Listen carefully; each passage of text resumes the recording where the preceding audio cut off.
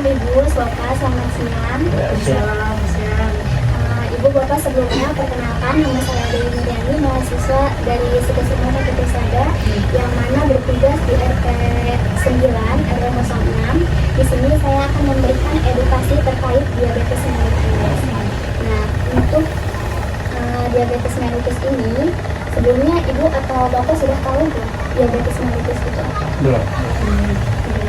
Jadi diabetes mellitus ini merupakan salah satu gangguan pertukaran metabolisme tubuh yang mana ditandai dengan terdapatnya kenaikan kadar gula darah yang berlangsung dalam kurun waktu tertentu.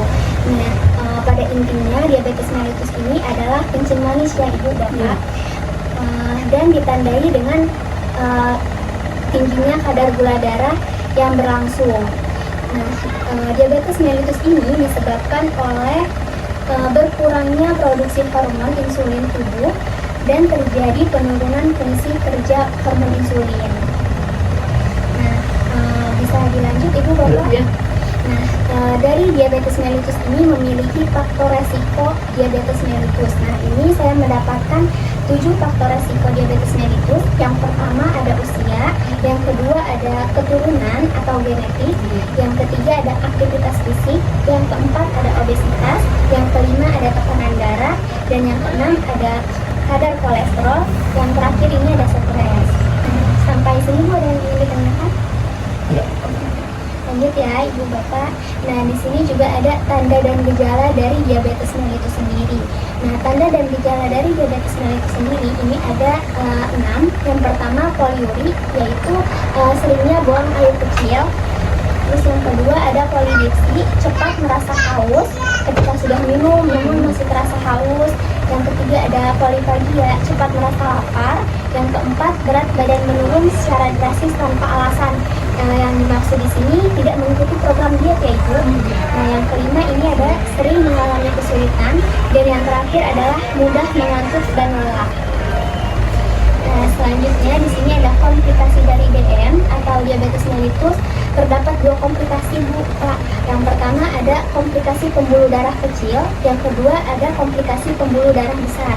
Nah, di komplikasi pembuluh darah kecil ini ada kerusakan retina mata, ada kerusakan ginjal, dan kerusakan saraf. Nah, pada komplikasi pembuluh darah besar di sini ada penyakit jantung koroner, penyakit cerebrovaskular, dan hipertensi. Nah, di sini juga terdapat kriteria diabetes mellitus. Untuk kriteria diabetes mellitus ini terdapat 4 kriteria. Yang pertama, pemeriksaan HbA1c lebih dari 6,5%, dan yang kedua ada gejala klasik diabetes mellitus yang mana ditambah dengan glukosa plasma sewaktu lebih dari 200 mg atau ml. Yang ketiga ada gejala klasik diabetes mellitus ditambah dengan kadar glukosa darah plasma lebih dari 126 mg, dan yang terakhir di sini ada kadar glukosa plasma 2 jam yang ada tes toleransi glukosa oral atau TTGO lebih dari 200 mg. Nah, selanjutnya di sini tentunya ada pencegahan ya Bapak Ibu. Nah, dengan cara cerdik. Nah, cerdik di sini yang pertama ada C, yaitu cek kesehatan secara berkala. Yang E ini menyiapkan asap rokok atau menghindar dari asap rokok. Yang R ini rutin aktivitas fisik, dan yang D diet seimbang sesuai yang telah dianjurkan dari dokter. Yang I istirahat yang cukup, dan yang K adalah mengelola atau kelola stres dengan baik. Nah, selanjutnya di sini ada kendalikan dengan patuh. Nah, kendalikan dengan patuh ini yang P adalah periksa kesehatan secara rutin dan ikuti anjuran dari dokter. Yang A, atasi penyakit dengan pengobatan yang tepat dan teratur. Yang T, tepat diet dengan gizi yang seimbang. Yang U, upayakan aktivitas fisik dengan aman. Dan H ini adalah hindari asap rokok, alkohol, dan zat karsinogenik lainnya. Nah, di diabetes mellitus sendiri terdapat prinsip 3J. 3J ini yang pertama ada jumlah, jadwal, dan jenis. Nah, pada jumlah ini dengan jumlah yang mana disesuaikan dengan pasien dan hasil konseling dari gizi. Nah, untuk jadwalnya ini 3 kali makan utama, 2-3 kali makan selingan, mengikuti prinsip porsi kecil, dan yang terakhir itu ada J, jenis, yang mana jenis makanan utama dapat disesuaikan dengan konsep piring makan huruf T.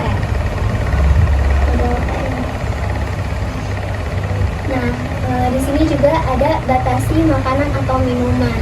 Ada beberapa makanan dan minuman yang perlu dibatasi. Yang pertama ada makanan dan minuman tinggi gula. Contohnya ini seperti kue manis, minuman soda, jus buah, terus juga es krim, selai, madu, dan buah-buahan yang kering. Dan yang kedua di sini ada karbohidrat olahan.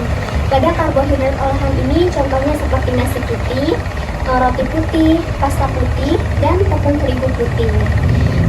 Di sini juga ada makanan gorengan, Ibu dibatasi ya Ibu Bapak, seperti gorengan, keripik, dan makanan siap saji seperti sosis, nugget dibatasi.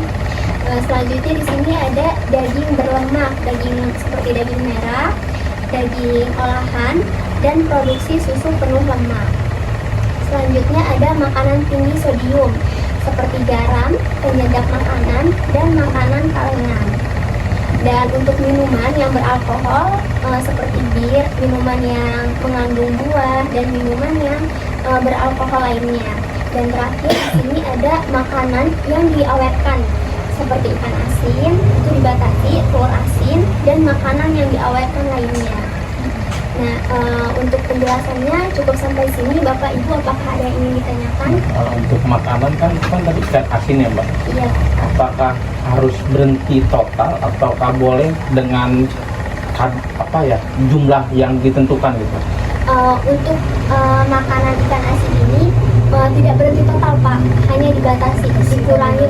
Yang biasanya makan ikan asin mungkin sehari 5 kali, 4 kali dengan jumlah yang dijalankan ya Bu Bapak. Jadi selanjutnya saya akan memberikan menu makanan yang dianjurkan dan yang tidak dianjurkan untuk pasien toleransi.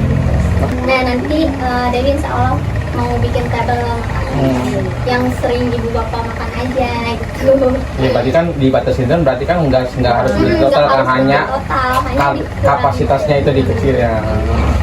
Misalkan teh manis kamu 10 kali sekali gitu. Kurangin gulanya Bapak Ibu. Nah sampai sini masih ada yang ditanyakan? Udah cukup. Cukup ya. Ini Bapak Ibu Dewi izin ya mengkonfirmasi ulang materinya terkait dengan tanda dan gejala apa aja dari diabetes mellitus sendiri. Tanda gejalanya tadi Sering buang air kecil, ya, lemes, lemes, Sering mudah lapar, iya benar ya Bapak, tetap mengantuk, benar, berat badan turun tanpa sebab. tanpa sebab. Benar ya Ibu.